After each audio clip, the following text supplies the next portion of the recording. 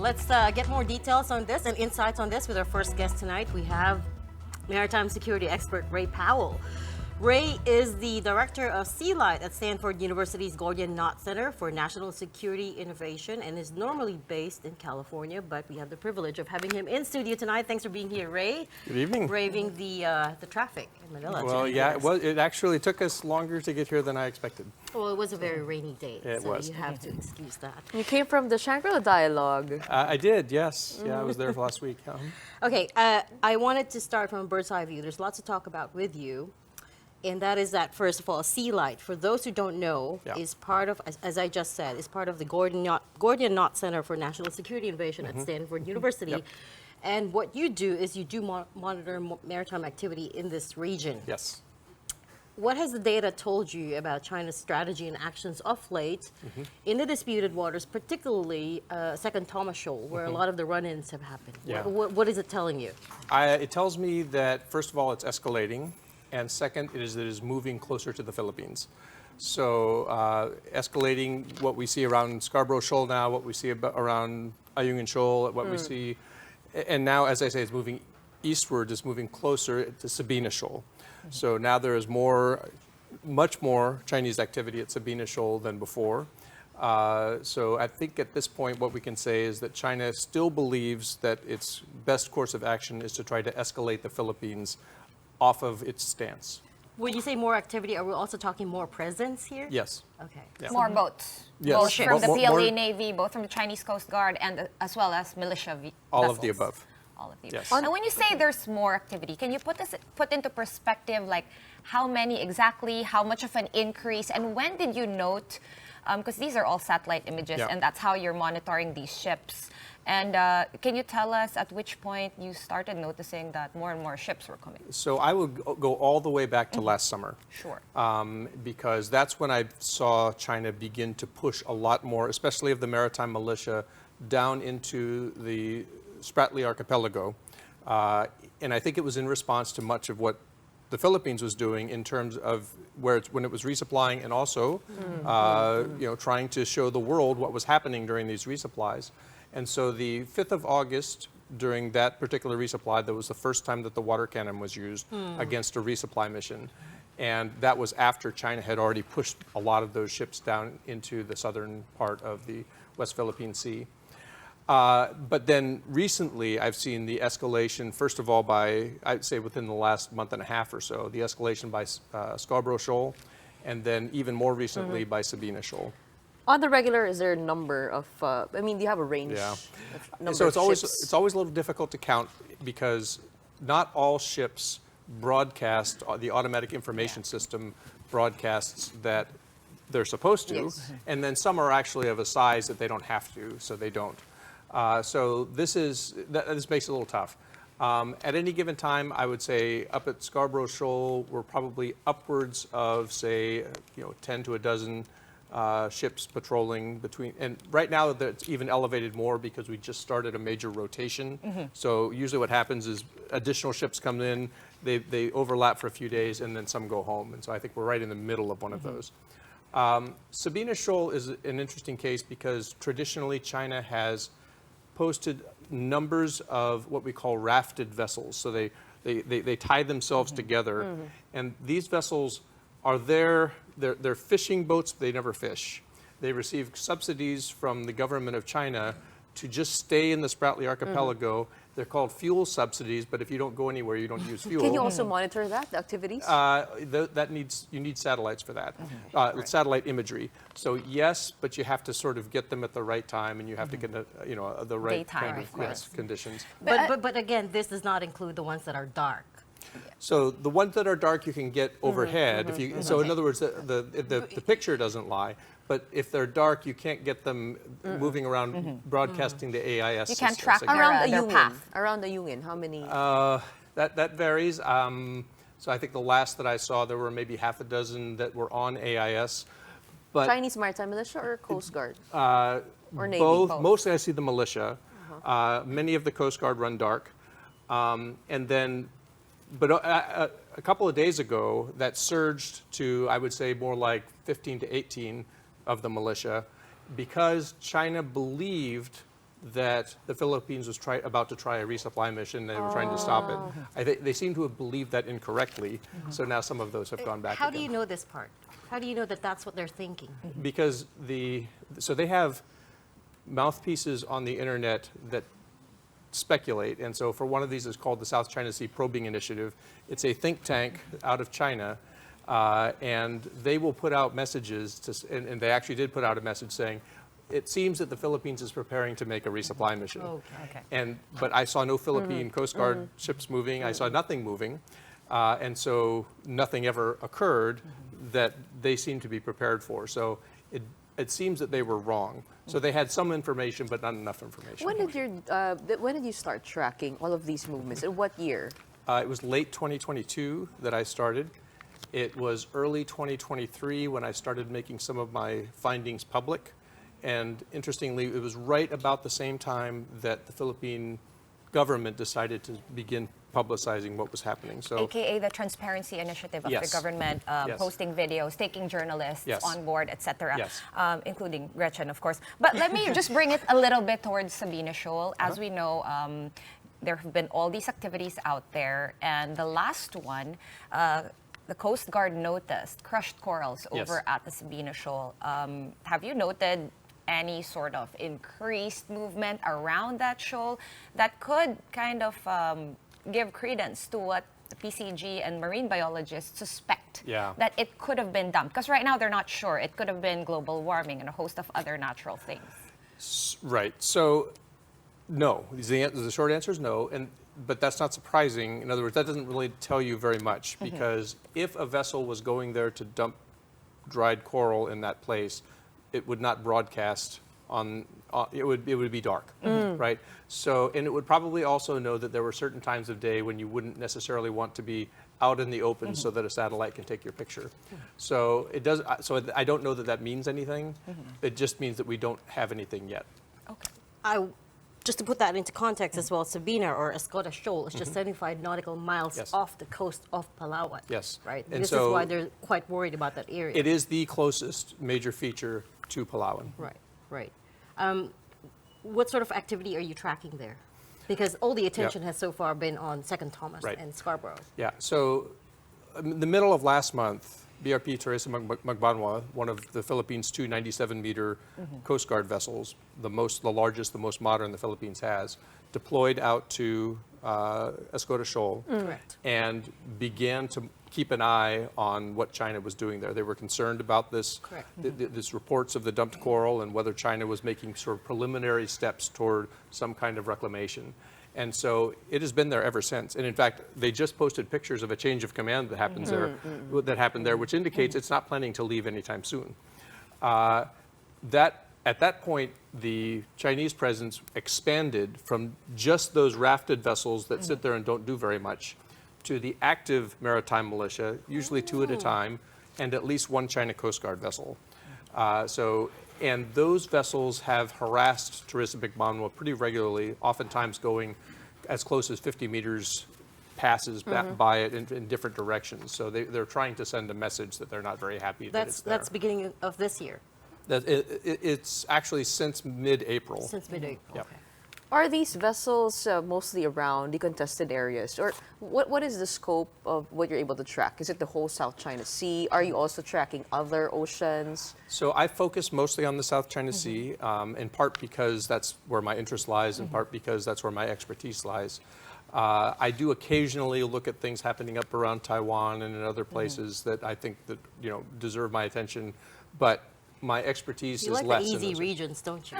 What's that? You like the conflict-free regions, the easy places. Well, so I mean, what drove me into this, right? What drove me into this was looking at this problem of gray zone aggression and not seeing a lot of good answers coming from the United States or the West or the, other places as to how do you push back? How do you? And one of the conclusions we came up with at SeaLight was, this is going to sound really profound. Go ahead. Gray zone actors thrive in the gray zone because the zone is gray.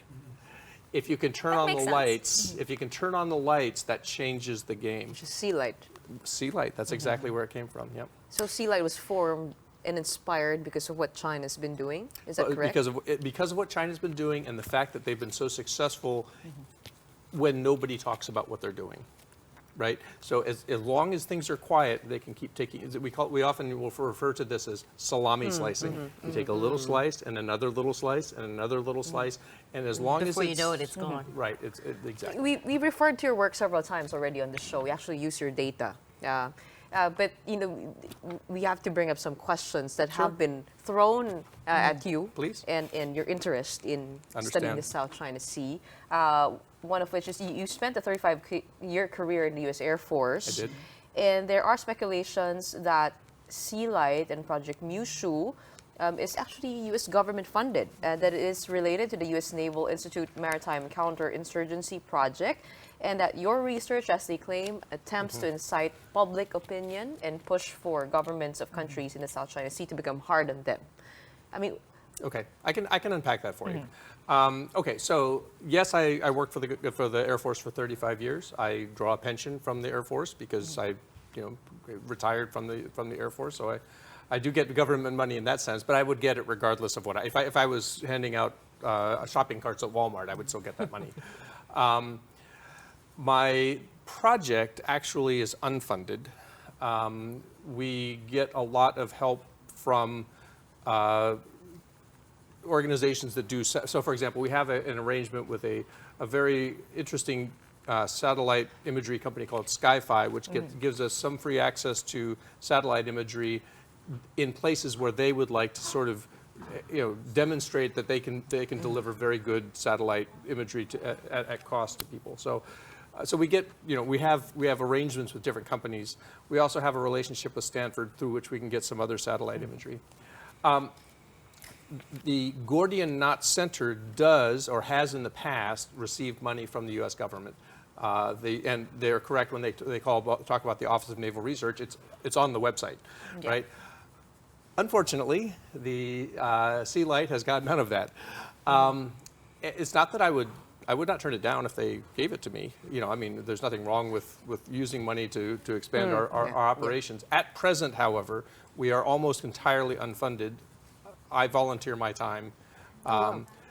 Sometimes when I'm able to travel, I travel on other people's dime, other people's, in order to sort of give a talk or something like that, but not because SeaLight gives me. But your website says that you also use commercially available technology. Yes. Which means our government has the capacity to obtain it also. Is it So do we similar have- to, for example, Ray, planes, you're in the Air Force. I use Flight Radar 24 to track my flights, to track my loved one's flight, so I know if it's on time, if it's coming, if I need to go to the airport early, if I can be a bit more late. Right. Is So it kind of the open same thing source- for boats? Yeah, it's just... So that technology exists for ships. Not everybody can get it, and you some can people pay who for can it? get what's that? You can pay for it? You can pay for it. Right now, we have an arrangement that allows us to have some of it in a cost-deferred status. So, the company that we're working with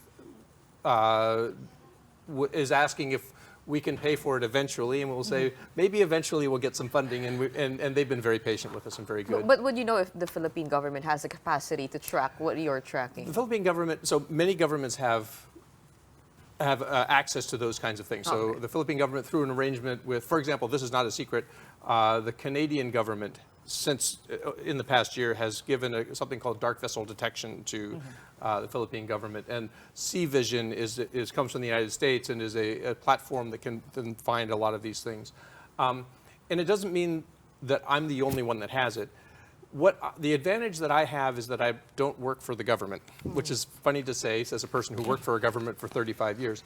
But I don't have anybody in between me and the public. So I didn't have to ask anyone's permission to come on your show today. Yes, correct. And if I want to put out a tweet that says this is what I see, I can put it out. And even if the U.S. government or the Philippine government or any government says, I don't like that you did that, they can't stop me because I'm a private So citizen. bottom line, you're not a CIA spy? That's what everyone's been saying on Twitter /X.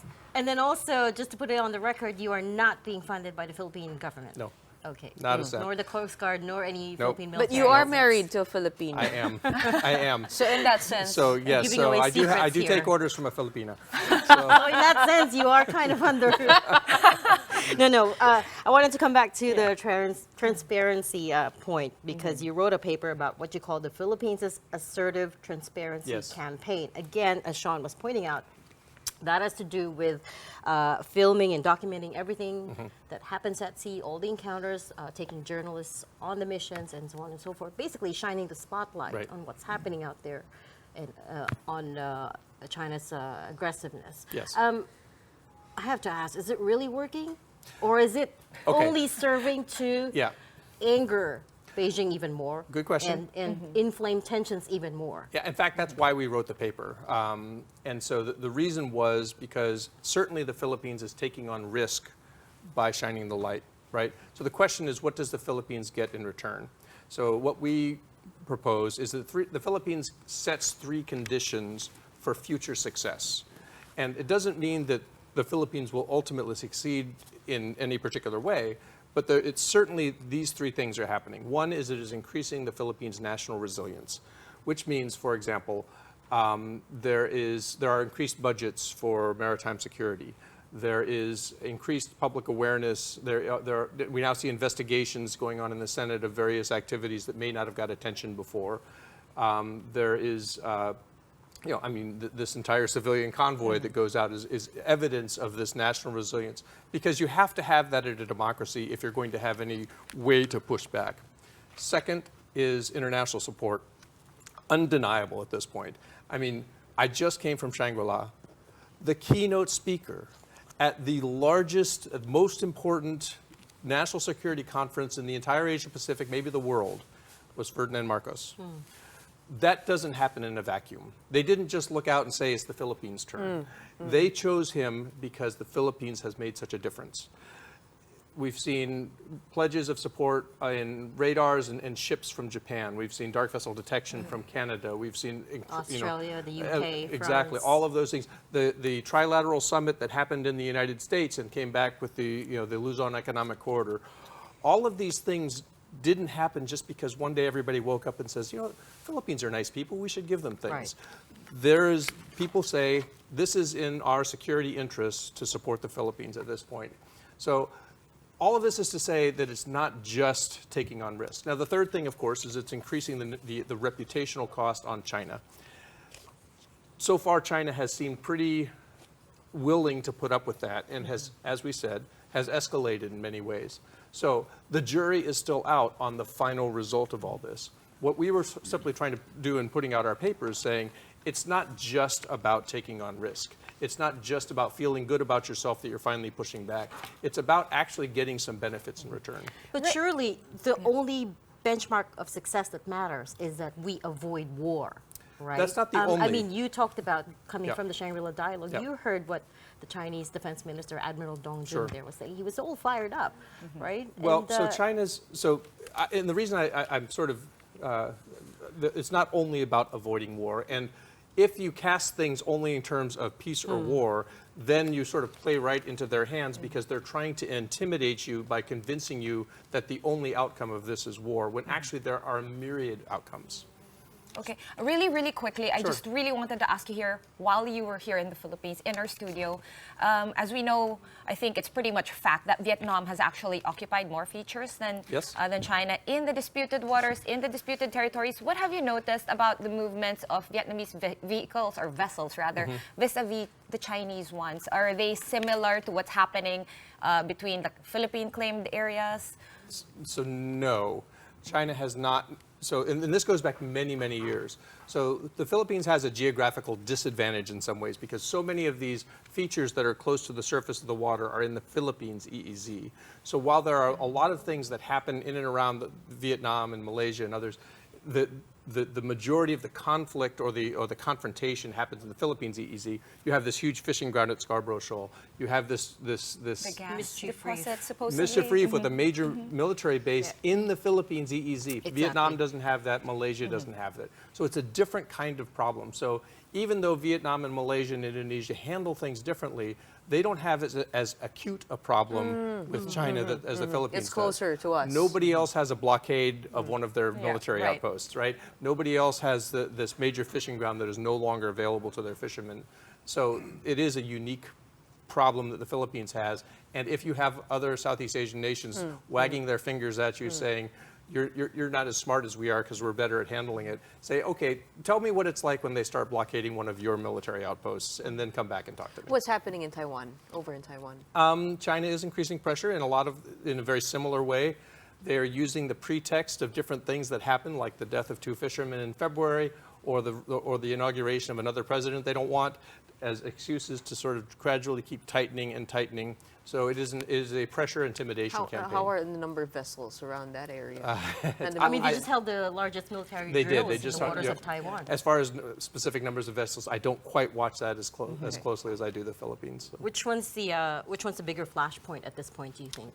I think It feels like it's a bit of a toss-up. it depends on how you ask the question. So the issue with Taiwan, of course, is that China has clearly set its objective to absorb Taiwan. Whereas with the Philippines, it's not obvious that anyone is ready to there's no invasion of any particular place that is imminent. What China is seeking to do is get the Philippines to abandon certain outposts or, abandon Ayungin Shoal, abandon Sabina Shoal, those kinds of things. Whereas with Taiwan, they really are having to take an island of 25 million people. That's a much different kind of problem. We could talk about this with you all night. Unfortunately, that is all the time we have for today. We hope to get you back in the studio another time. Ray Powell, Maritime Security Expert and Director of SeaLight. Thank you for shedding a Thank light. you so much.